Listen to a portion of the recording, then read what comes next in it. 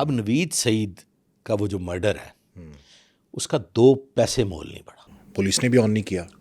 वो आज आज़ाद है, जिसने किया बाबर ने। वो आज़ाद है, सबके सब। 2 पैसे का उसकी कीमत नहीं। अच्छा, हमने तो सुना है कि जो वर्दी पे हाथ डालता है या जो पुलिस वाले को कत्ल करता है, पुलिस उसको ने नहीं छोड़ा डिसऑन कर जाता। दिया। अच्छा, डिसऑन कर दिया, बिल्कुल सही है। पुलिस ने डिसऑन कर दिया उनकी एक्टिविटीज़ की वजह से।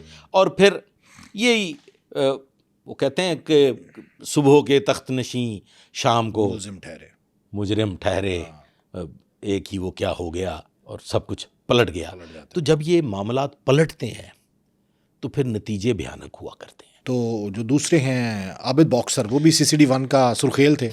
आबिद बॉक्सर को हम एंड पे डिस्कस करें। चले एंड पे करेंगे। दूसरा किरदार कौन सा? दूसरा किरदार है जी हमारे पास आशिक मार्थ। अच्छा, आशिक मार्थ। आशिक मार्थ का नाम आपने सुना होगा? सुना हुआ है, नाम सुना हुआ है। बहुत बड़ा किरदार, पुलिस डिपार्टमेंट का एक बहुत बड़ा नाम, आशिक मार्थ।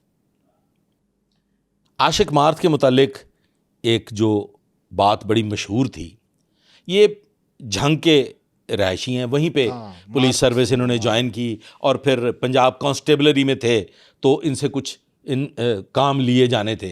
अहमद खान चद्दड़ थे, वो किसी काम के सिलसिले में, किसी तफ्तीश के सिलसिले में इनको लाहौर लेके आते हैं और फिर बाद यही पोस्टिंग हो जाती है। हाजी बिन रहमान साहब के भी मंजूर नज़र हो जाते हैं और अहमद रज़ा ताहिर साहब के भी मंजूर नज़र हो जाते हैं। गुलशन रावी, सब्ज़ाज़ार, नौलखा और ये स्पेशल स्क्वाड्स के वो यहाँ पे, और बेशुमार एनकाउंटर्स हैं।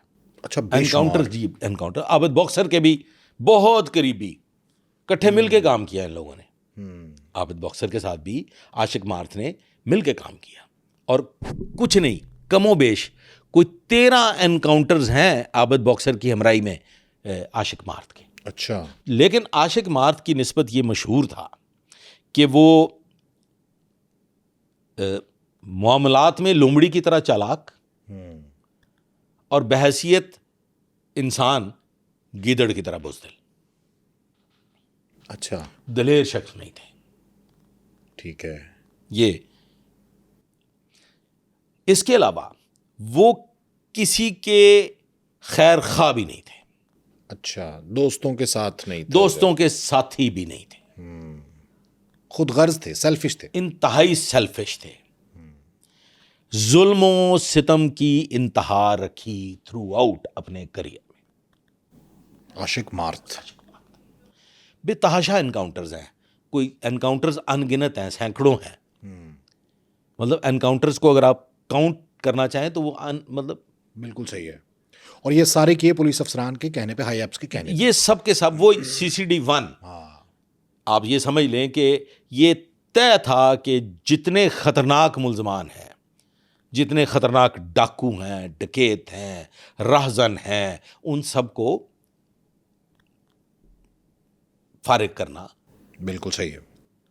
CCD आज की कामयाब क्यों है, ये हम आगे चल के बात करेंगे। CCD की कामयाबी की बुनियादी वजह एक ही है, वो हम डिस्कस करेंगे। ठीक है। काम वही हो रहा है। हाँ, एनकाउंटर्स हो रहे हैं। हाँ, तरीका बदल गया। तरीका बदल गया। ऑल्दो CCD के जो एनकाउंटर्स हैं वो पैदर पै दर्जनों के हिसाब से होते चले गए। इनकी तादाद 1000 तक पहुंच गई। इसके बावजूद CCD की कामयाबी की एक वजह है, वो हम डिस्कस करेंगे। ठीक है। अब ये जो आशिक मार्थ हैं, इनका मैं 1-2 आपको छोटे छोटे वो वाकयात बताता हूं कि जिनके नताइज बड़े भयानक हुआ करते हैं। सांदा के इलाका में एक मोटरसाइकिल स्नैच होती है। 3 लोग वो मोटरसाइकिल स्नैच करते हैं। ठीक है। कितने लोग स्नैच करते हैं? 3 लोग। 3। उनमें से 2 लोग ऐसे हैं जो सख्तगीर हैं, एक ऐसा है जो सख्तगीर नहीं है, नौ आमोज है।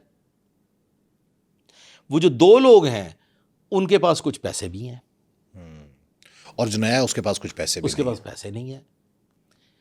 वो 2 लोग अपनी जान खलासी करा लेते हैं। वो जो तीसरा है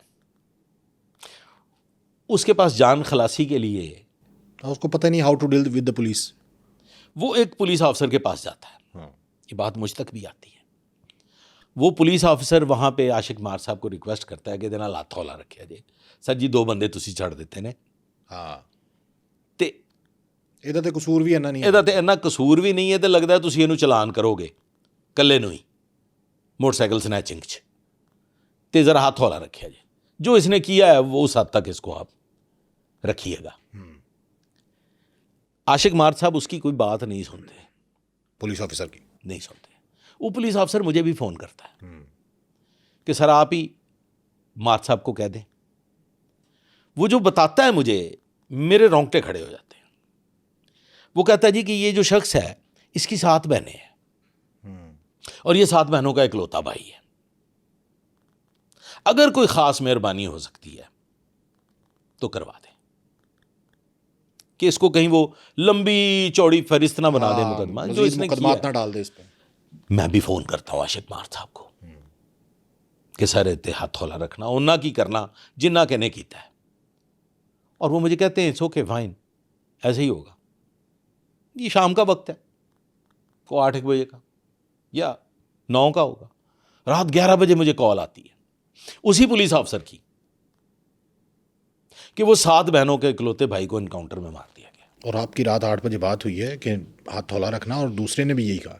वो जो था ना लड़का, हाँ मैं उसके जनाजे में गया, क्योंकि वो जो पुलिस अफसर था वो उनका महल्लेदार था।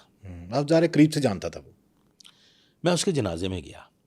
वहाँ पे जो मैंने हालत देखी है ना सर, 7 बहनों की जिनका वो इकलौता भाई था, आप यकीन करें उस दिन मुझे इस बात का अंदाज़ा हो गया था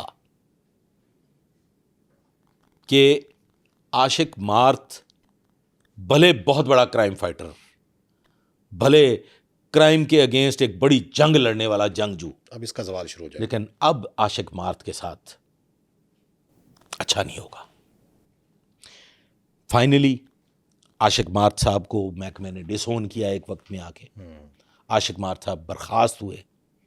इत्तफाकन उन्होंने अच्छे वक्त में LLB कर लिया था और वो प्रैक्टिस उन्होंने शुरू कर दी थी, तो उनकी रोजी रोटी चलती रही। लेकिन डिपार्टमेंट ने उनको डिसोन किया एक वक्त में आके। वही दौर जिस दौर में नवीद सईद डिसोन हो रहे हैं, वही दौर जिस दौर में आबिद बॉक्सर डिसोन हो रहे हैं, उसी दौर में आशिक मार्थ भी डिसोन हो रहे हैं। और वही दौर जिसमें वो क्या तारिक कंबो डिसोन हो रहे हैं, ये वही दौर है। हाँ, तारिक कंबो को क्यों डिसोन किया? वो भी मैं पहले ज़रा आशिक मार्थ साहब को एंड कर लें। अच्छा, आशिक मार्थ साहब को बेटियां ही बेटियां थी उनकी, हैं।